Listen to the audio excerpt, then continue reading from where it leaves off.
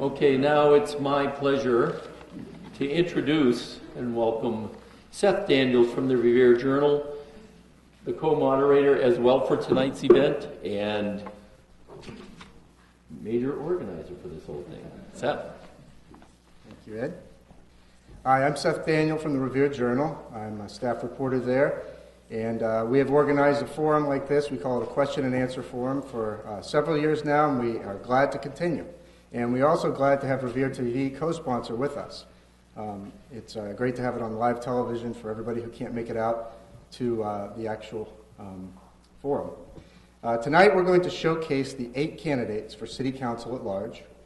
We have a great field this year, and each are prepared to answer 2 questions tonight, and that'll be in 2 rounds. The rules are pretty simple. It's not a debate. There'll be no back and forth, no arguments, but we're going to address issues. Each counselor will be able to answer his or her question by themselves up here at the podium like I am right now. They will have 2 minutes to do so. They don't have to use all their time, but they can use all their time. We ask that they don't go over their time. Our timekeeper is Carrie Schumann of the Revere Journal, right down here in front, and we have 2 able assistants from the Romney Marsh Academy who are helping him out. The candidates have had the 16 questions. There are 8 candidates, 2 questions each, so there are 16 questions. They have had that since Monday afternoon to look over. However, they didn't know until just a few minutes ago what 2 questions they would answer, because we drew randomly in the order which they're sitting. So there's some element of surprise here at this forum. So right now I would like to introduce the candidates by name in the order that they're sitting. And we do thank them for coming. We have all 8 here. We have City Councilor John Correggio. We have City Councilor Brian Arrigo. We have candidate Walter Koval III. We have candidate Steve Morabito. And we have City Councilor Bob Hass. We have candidate George Rotundo. We have City Councilor Tony Zambuto, and we have City Councilor Jessica Giannino. All right, so we are ready to get started. We're going to go right away with the questions. Ed's going to start us out, and let's have a good, fair discussion, all right? Thank you. Okay. The first question goes to Councilor Correggio. The city is still paying for relaxed zoning practices that occurred during the building boom prior to 2008. More expensive city services, an increase in population, and a surge in school enrollments have all been cited as after effects. Now, while the home building spree of the mid-2000s has died down, there are major plans for numerous residential units in large buildings, both on Revere Beach, near BJ's store, and on Beach Street. School officials have been critical of these projects, while others see the recent proposals as winning situations for the city. Would you push for stricter interpretation of zoning ordinances to slow down building, or would you push for more relaxed interpretation of zoning to potentially invite more building? Take it away. Thank you very much. I lived in Revere all my life, retired fire lieutenant. I'm familiar with every building in the city, every lot. I've walked the area. We definitely need stricter zoning. Definitely need stricter zoning. There's too many apartments. There's a lot of families moving in, children filling our school system, and we're involved with building more schools and more schools. This cannot happen. It's a tremendous burden on the taxpayers. We should be looking to revisit our zoning ordinances and language, go over the language with the city solicitor and the mayor to be able to reevaluate to try to stick to stricter zoning and eliminate a lot of these apartments. Also, adding to that, I'd like to see a moratorium put in place with that language, not to have any more large apartment buildings through the city. Also, put language in there to get more commercial development, bring in more tax dollars to the city. And that will also slow down more students going into the school system and help the taxpayer. Thank you.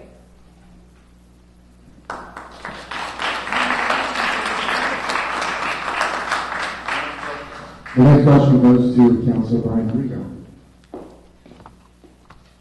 The License Commission recently rolled forward all liquor licenses from 1 a.m. to 2 a.m.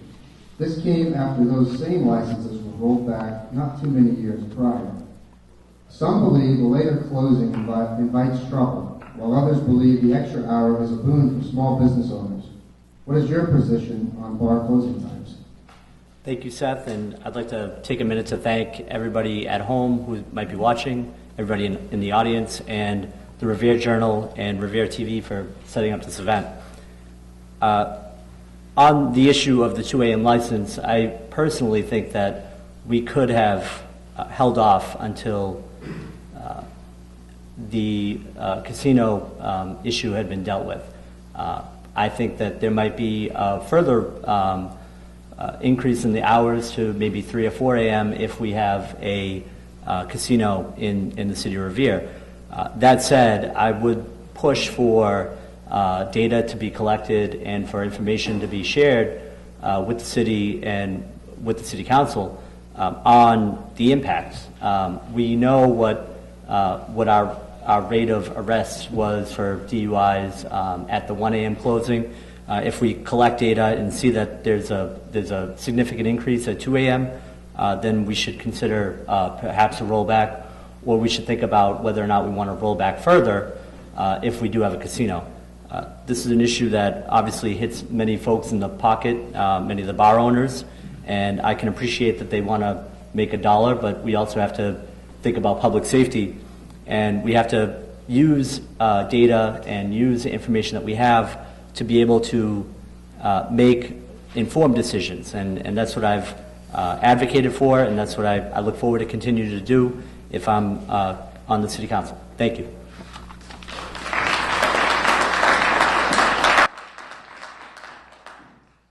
Okay, the next question is for candidate Coville.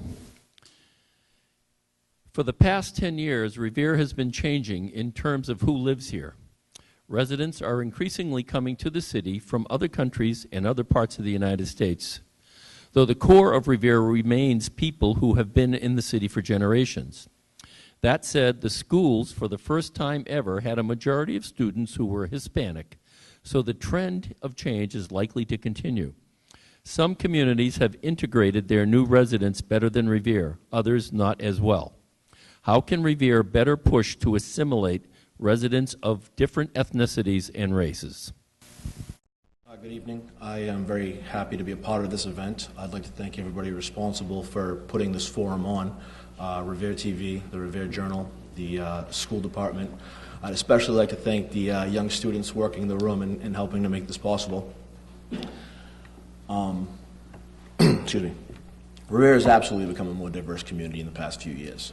You look around and government, the school department, police and fire all have a greater range of ethnicities working and helping to make the city a safer place. So I firmly believe that integrating different cultures into a community is a two-way street.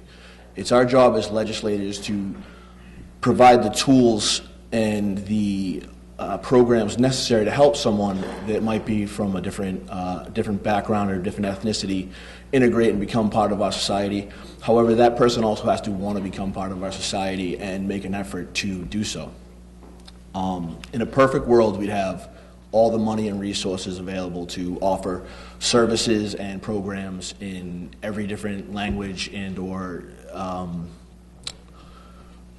to all different ethnicities. We don't have that. We have limited resources.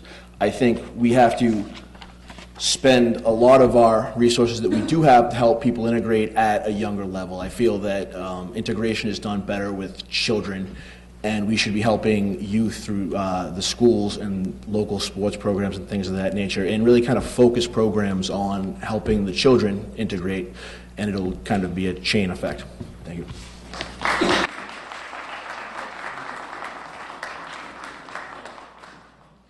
Next question is for candidate Vito. opportunity to thank Revere Journal for hosting this event. Thank all of you for coming out, and those of you. Hold on, let us answer. Let's ask the question first, because I can't you only thank get everyone a certain first? amount of time. We Okay, start okay. after the question. I'm trying to get But a I head thank you start. too. I appreciate Trying that. to get a head start. You know? That's okay. I don't blame you. Minutes isn't a long time. I'll go quick. Well, here's your question. The council recently approved $1.5 million for new fire pump trucks and equipment. While the expenditure was important, many questioned whether it would be necessary to continue sending full fire truck responses to medical aid calls, which make up about 60% of all fire department calls right now. In other cities, that very same statistic has caused them to conduct rather controversial top-to-bottom fire department organizational studies. The findings in those studies weren't always popular with the rank and file and the fire administration. Some departments see it as a threat to their livelihood. Many city governments see it as a necessary change in a changing world. Would you be in favor of a top-to-bottom review of the Revere Fire Department? I would not be in favor of a top-to-bottom review of the fire department. After doing research, what I found is, first let me touch on a couple items. The $1.5 million is for the equipment and the 2 fire pump trucks, which is needed to put out large fires. And there's a mandate that shows our fire trucks, we have quite a few that are outdated. So say even if there was a massive fire in Revere, we could not use those fire trucks. So it is absolutely necessary for the pump trucks. Now there's full service at fire trucks.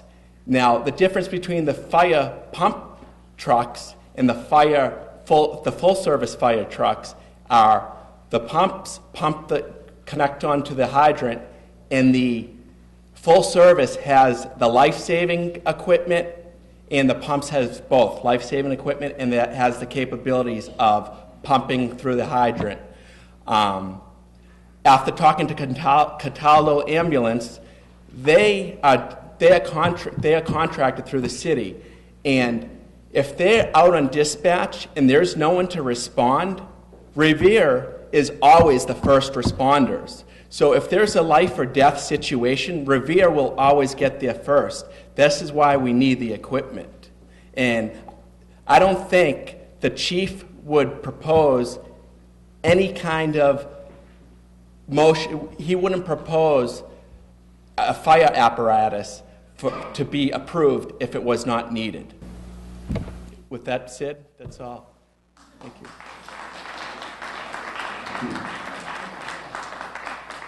The next question is for Councillor Haas.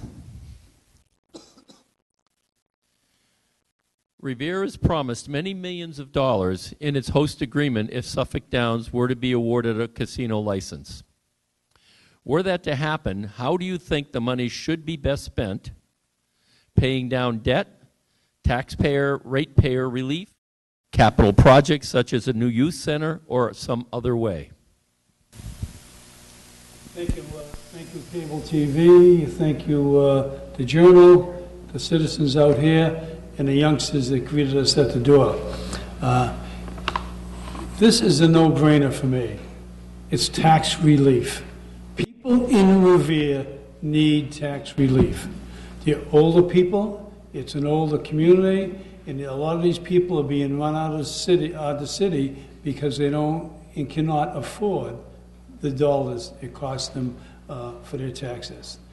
And I strongly recommend, I made the recommendation not too long ago, that a portion of this receipts, whether it's $4 million, $6 million, whatever it may be, everything's predicated on $1 billion, but whether we get there or not, all right, I honestly believe we should use it for taxpayer relief. Once you get that taken care of, all right, you have to look at the finances of the community. What are we going to do? We're going to keep on bonding issues? Are we going to keep on spending money we don't have? And my issue is straight on. I think that people deserve it, and the people should deserve it as far as tax relief. Thank you.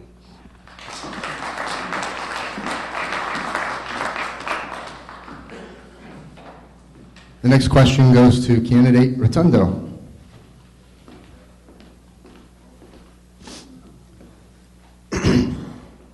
city's debt load has increased by quite a bit over the last 5 years, both in city spending and in water and sewer enterprise fund spending. The most recent bonding authorization of the new Hill School and the accompanying land takings and park relocation costs sparked a city council financial summit earlier this year. City leaders assured that there is plenty of capacity to borrow, and the city's bond rating was recently affirmed at an impressive A1. Yet, some elected officials and some taxpayers also believe that the city might have bitten off more than it can chew. Do you think the city is on fine financial footing, or are you worried it might have become overextended?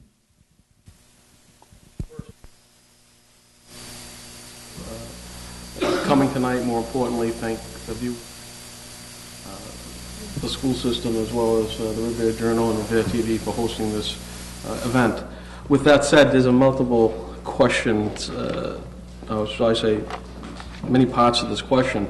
So to answer the first part, the city spending in water and sewer enterprise fund spending, I think first and foremost for our seniors, what we need to do is go towards a tiered system, very similar to what they do in Malden and other communities throughout the nation. And what a tiered system does is it allows those people who use less water to pay less for their water and sewer. So people who are over the age of 60 and there's 1 or 2 people in a home generally pay less than somebody who owns a house that has 4 or 5 people in it. Secondly, and most importantly, you talk about the city's finances in the sense, do I think that we're on a fine financial footing? I do not believe that's the case. Tom Ambrosino, when he left for mayor, left us with a $2 million surplus, and yet today we're butting into our rainy day fund in order to supplement our budget. That is not something that we should be doing. In fact, former Mayor Haas, City Councilor Haas, and I believe Brian Arrigo had said that we should not be doing it. It's on dangerous ground. That is a major problem for the city. What we should have been doing during this time frame is streamlining positions and basically eliminating some positions through attrition, because at the end of the day, we can't depend on whether a casino is coming to Revere, and I think that's the largest of what people are hoping for. This decision is going to be made by somebody else, not the people of Revere. It's going to be made by the Gaming Commission, and we should have a plan B. Lastly, and most assuredly, what I think we should be doing if we do get a casino, and I hope that we do, is we should be using that money in order to build new schools so that it won't cost our seniors any money. Thank you. My name is George Rotundo.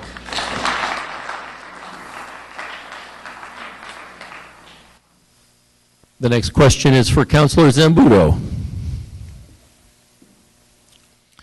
Revere is one of only a handful of cities that are able to offer tax breaks, or tax incremental financing plans, TIFs for short. So far, the city has only offered and been approved for 2 of those agreements in 12 years. Should the city consider offering more TIFs, or do you think it's important right now to generate full tax revenues? Thank you for the question. I want to thank RevereTV and the Revere Journal, the Rumney Marsh Academy, all of you people for being here, and all of you people at home. Since this is a softball question for me, because I've been a leader in economic development and offering TIFs. So I'll take a minute to just say that lately a few people have been saying to me, Tony, you've been on the council a while, and why do you want to stay there? And my answer is simple. I make a difference. I make a difference on this city council. One of the ways I make a difference is I led the fight to bring NECO to Revere with a TIF, a tax increment financing plan. There was some controversy over that, but the bottom line is the property was paying $40,000 in real estate tax when they came here. It's paying $1.5 million in taxes and fees today. That's what TIFs do. Now, we're lucky enough to be an economic target area, and that means that you target a depressed area or a property that you want to bring economic development in. We just recently did that with Market Basket. God willing, it'll open any day now, maybe a couple of months from now, but whatever, we will have Market Basket, and the reason is we offered tax increment financing.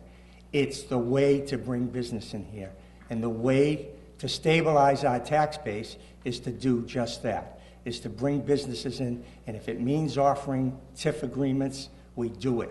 And as long as I'm on the city council, I'm going to continue to offer TIFs because what it really is a windfall for Revere's taxpayers. Because in the end, we take properties that were paying $40,000 and now they're paying $1.5 million in taxes a year. So that's what we do with TIFs, and I'm going to continue to offer them as long as I'm on this city council. Thank you.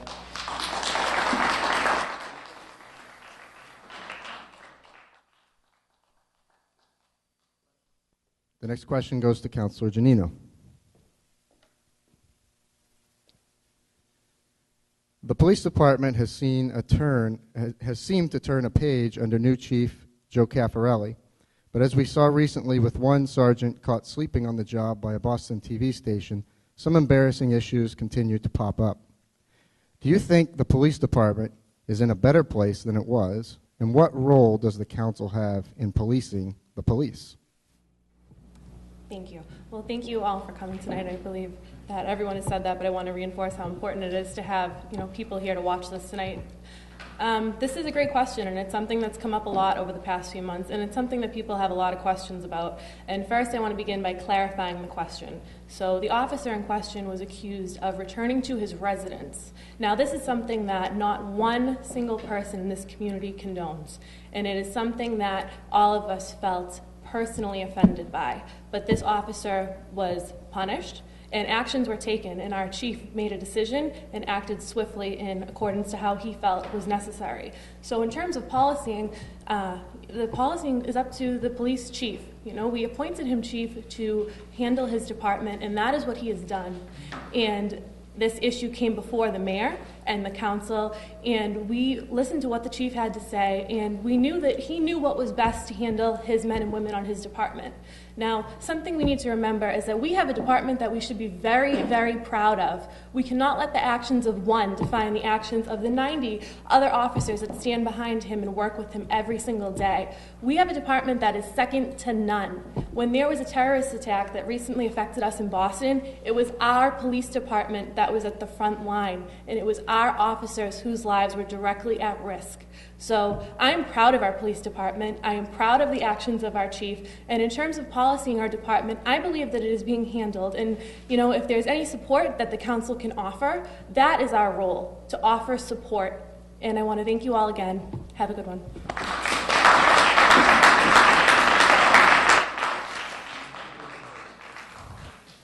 All right, well, we're at the halfway point here. We're going to begin our second round, but we can take a deep breath, and we've gone about 30 minutes now. We got probably another 20 to go, another 8 questions, and I'm going to turn it over to Ed DeVoe, and we'll start our second round.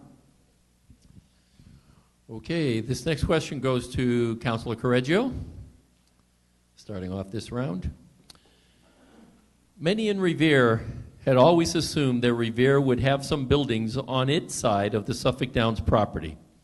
But when the plans were unveiled for the casino project, there were no buildings on the Revere side. Some have grumbled about that repeatedly, while others reason that Revere only has about 40% of the land and is ripe for future expansion. Are you satisfied with the plans Suffolk Downs has proposed for its $1 billion proposed project? I have to commend the mayor and his staff for putting an excellent mitigation package together, working with Suffolk Downs, Mr. Fields, and Chip Tuttle. We're going to be receiving $9 million of mitigation money every year.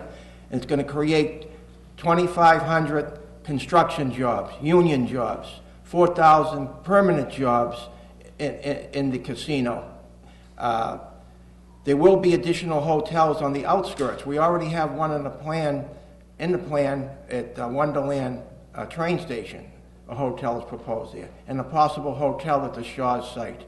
I am very satisfied that what the mayor has done, he's worked very hard for this mitigation money, and I don't want to see us lose it and go to Everett, and we get nothing but traffic.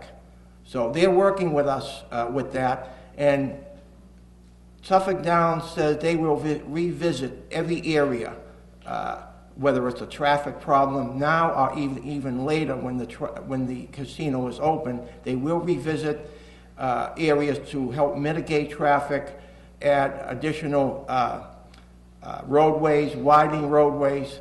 So I'm pretty satisfied. It's a win-win for the city of Revere. And in closing, I want to thank the citizens of Revere for supporting me for the past 9 years on the city council, 6 years on the school committee. Consider experience, dedication, values. John R. Correggio, number 2 on the ballot for re-election. Thank you very much.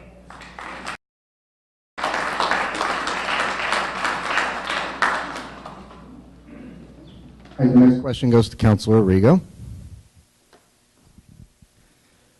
One of the biggest issues going right now in Revere is the upcoming casino referendum vote on November 5th. The city's host community agreement has been signed, and while most are enthusiastic, there has, since the signing, been a vocal minority who had hoped for more. Where do you stand on the city's host community agreement in the vote on November 5th? I'll say at the outset that I wish I had about 10 minutes to answer this question, but I want to talk a little bit about the truth of the agreement and the concerns that I have had about Suffolk Downs. I am one of the few that have had a lot of questions and a little bit of concern about the mitigation package, and I have no problem telling people that I did feel underwhelmed by the package when I first read about it. And to correct a previous statement, we're starting off with $4 million a year, up to $9 million a year. So when people talk about tax relief or water and sewer relief, I want everyone to understand that a lot of this money that's coming into the city has already been spent. It's already been spent by us using the rainy day fund. It's already been spent by us losing rental car surcharge revenue. And it's already been spent with police and fire raises that are going to come up, and the bonds for McKinley School and for potentially a new high school. So I want people to be realistic, and that's one thing that I think I was voted on the council for, was a fresh perspective and to be a fiscal voice of reason. And I think that we need to concern ourselves with how this money will be spent. We need to plan. Have a plan to be able to spend this money, and we need to separate all casino revenue and make sure that it is accounted for down to the penny. Thank you.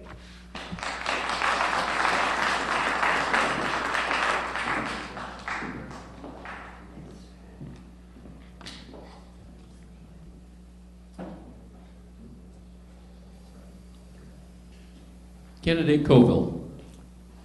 Technology has the ability to make things easier in many circumstances for residents and city government.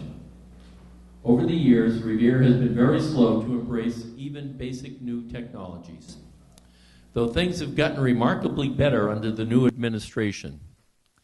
So many people use smartphones and conduct business via the internet and social media that it only makes sense to bring that to City Hall. That said, technology isn't always cost-effective or helpful in every circumstance. Do you have any ideas about how the city can use technology to be more efficient and more convenient? Yes, the reality is everybody likes technology, well, almost everybody. I have to help my father check his text messages every day. But a working website, paying your bills online, filing forms, iPads in our classrooms, these things are all becoming the standards in communities.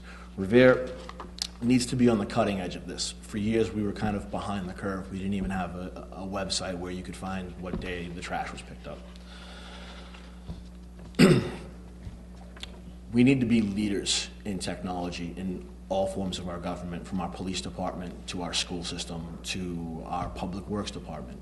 It helps government work more efficiently, faster, and in most cases, cheaper. The cost is minimal when you take into the account that you'll be paying more for these technologies when you're struggling to catch up with the curve instead of being leaders and innovators years down the road. Thank you.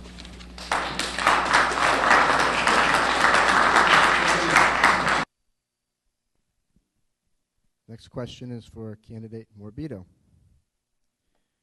Revere Beach's Wonderland area is on the cusp of major change. with a developer from St. Louis anxious to start construction on 2 apartment buildings at the corner of Ocean Avenue and Revere Street. Do you have any concerns about the direction that the Revere Beach Waterfront Square project is heading in? I think Revere Beach is considered one of the top locations in the east coast of Revere, east coast of America, to build on and for development. I believe that this project is heading in the right direction. Not only will it enhance the image of Revere, it will bring in businesses and which will generate revenue for our city. My only concern is let's keep this project rolling. Thank you. Next question is for Councillor Haas. The numbers of registered motor vehicles in the city continues to increase more and more each year, and it has tended to make parking more difficult in some neighborhoods and business districts. The neighboring cities of Chelsea and Everett have recently completely revamped their residential parking rules. Would you be in favor of instituting a restrictive residential parking program, or do you think Revere is not quite there yet? I think we are there at the present time. If you look at Revere and how it's really exploded as far as the number of cars in it, my street, you know, I live in Fenley Street, people are coming up park, and people have now walk-in apartments. They're stuffing more people into apartments, creating more vehicles. Yes, I'm for a change. What I'd like to also see is mandate that these cabs in other vehicles to transport people are registered in Revere. They're driving in Boston and they're living in Revere. So I think, yes, without question, I think we need a revamping of the system. And I believe last week we finally got it started by a council motion to look at it in a serious issue. Thank you.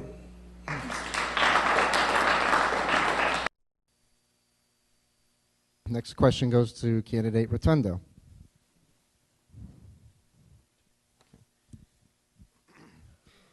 Enrollment in the public schools is increasing by large amounts each year.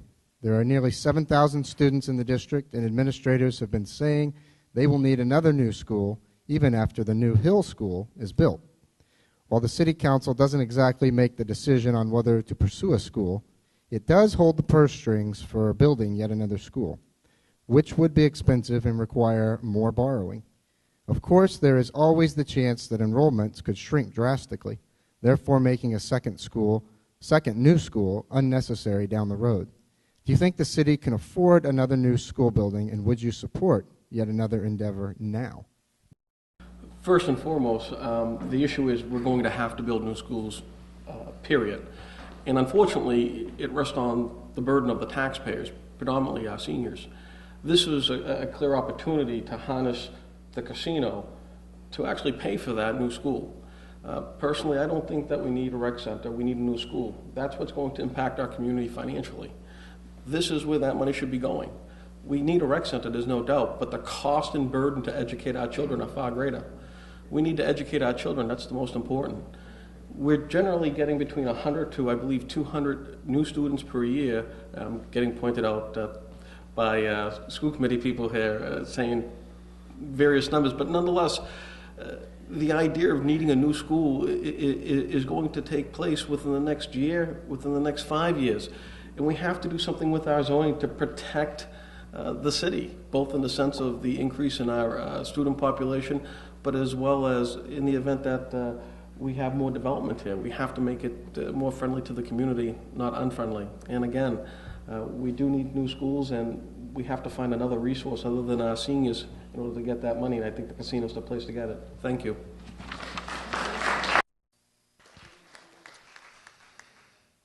Coming down the home stretch, next to the last question goes to Councillor Zambudo.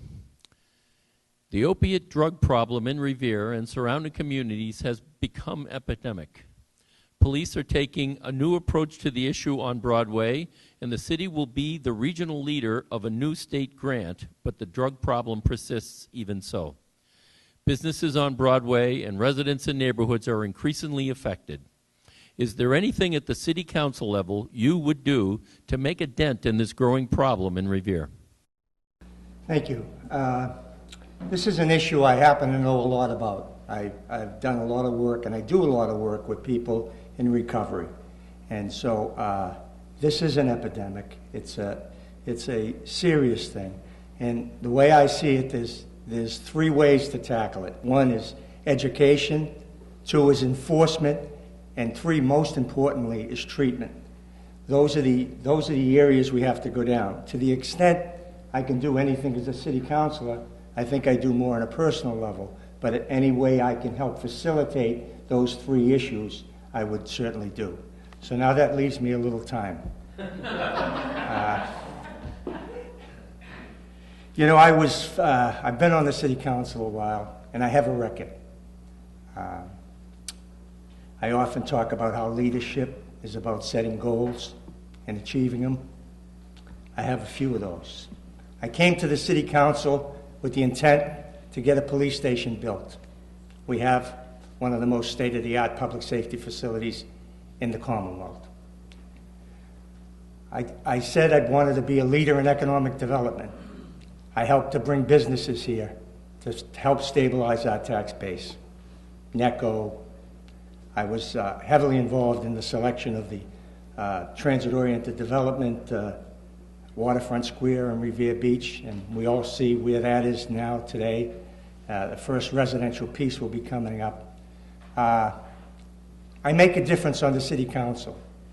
Years ago, the Revere Journal said that Tony Zambuto is the conscience of the Revere City Council and the voice of reason. I use that in my literature. I'm proud of that. I believe I am the voice of reason. I make a difference on this city council. I ask you to help me to continue to serve you by giving me one of your 5 votes, Anthony T. Zambuto, 5th name on the ballot on November 5th. I want to thank you, and God bless.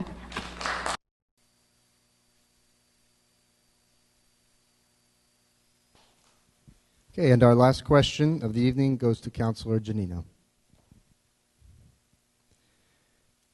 There are always going to be times when the will of the residents conflicts with the will of the city leaders or administration. As a councillor at large, you are expected to be the bridge between city government and all of the people. No one can be on the fence and stay there long. Are you inclined to lean towards the will of the neighborhood or towards the will of city government in situations where the two collide? Thank you. This is one of the first issues that I had to address when I first got elected 2 years ago, and it was something that really tore me apart. One of the votes that I can think of in particular is when they wanted to do the helicopter tours, and the bottom line was the people in that area didn't want it. And if you drive by there, it's not there. We didn't do it. And that's just one of many, many issues that have come up in the city where businesses wanted to come in or other adventurers have wanted to come in and put things in the city, and the neighbors didn't want it. And at the end of the day, I go home to my home in Revere, and I'm a neighbor. I'm a resident. I live here. And it's my responsibility to make a decision that reflects what the residents want, not what the government wants. Because no matter what happens, I'm a voter in Revere, and I'm a resident of Revere. And I was elected by the people, not by the government. So it would do me no justice to serve the government. I'm here as a representative. And the government's nothing without people. It's people that drive the government, that elect the government, that make sure the government is doing their job. And that's what I'm here to do. Thank you very much. Again, my name is Jessica Giannino, and I truly appreciate all of your time tonight. Thank you.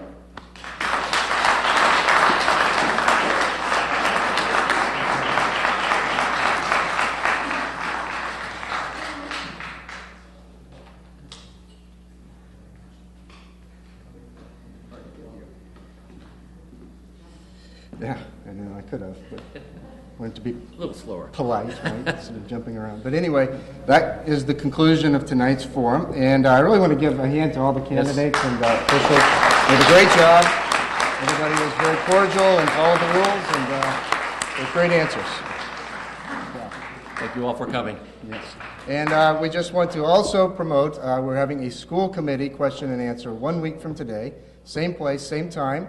Also on TV, RevereTV, Channel 9, I believe. And please come join us for that as well. And if I could mention, next week there will be 2 ward council debates on at the RevereTV studio. Those will be broadcast live as well on Channel 9. That'll be Tuesday night, the 22nd, I believe is the date, at 6 o'clock and 7 o'clock. Thank you, and good night. Okay, welcome. Yeah, that was interesting. Yeah, it's the wrap-up show here. You know, having been my first one, it went a heck of a lot faster than I expected it to. I mean, it was over before I knew it. It always does. You look at the clock and you think time has gone by, and it's 5 after 7. You're like, oh my, we better slow down. Yeah.